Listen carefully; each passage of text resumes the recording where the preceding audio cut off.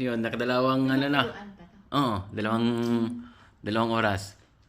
Ah, May. Hello. Kainan na. Masarap. Masarap daw. Oh, saan ka pa?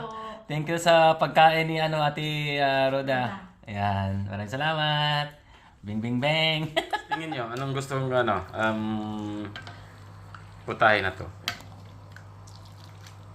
Comment below. Want to chip. Yes, man. Kasandog is here. Pinaputay ng butter.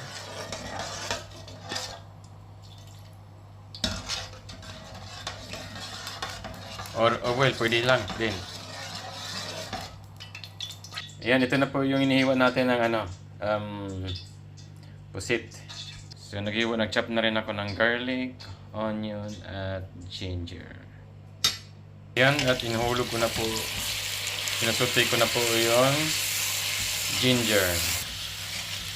Diyan is onion. Red onion, guys. At daming onion para tanggal yung langsa.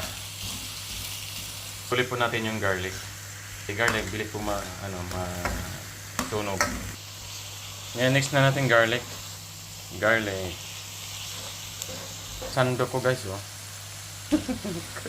Sandok talaga. Next, lagyan na po natin yung pusit. Yung hiniwa na siya.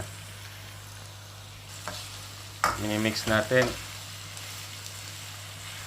So, naglagay ng chicken cube. Isang pirasong cube. Naglagay din ako ng black pepper powder. Mixed. At saka soy sauce.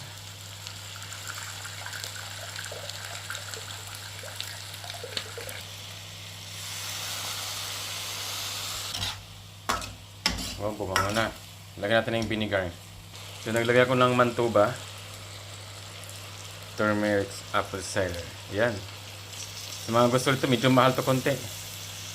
Pwede naman kayo ibang white vinegar.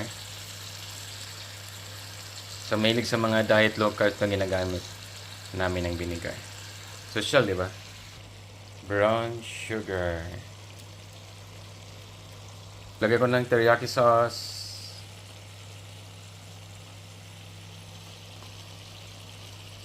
Bus na.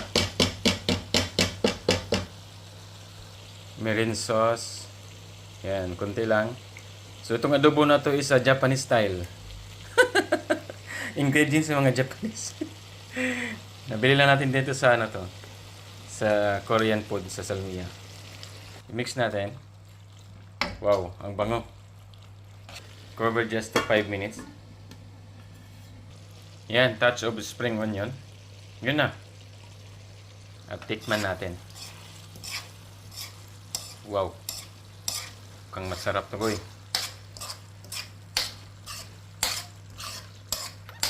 Lang isang praso. Sobrang init to. Yan lang.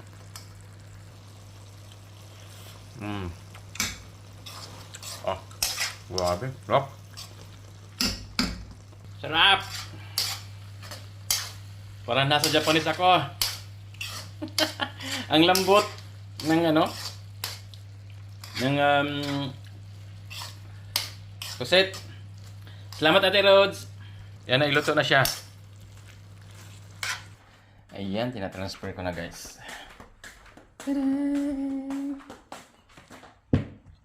Kainan na.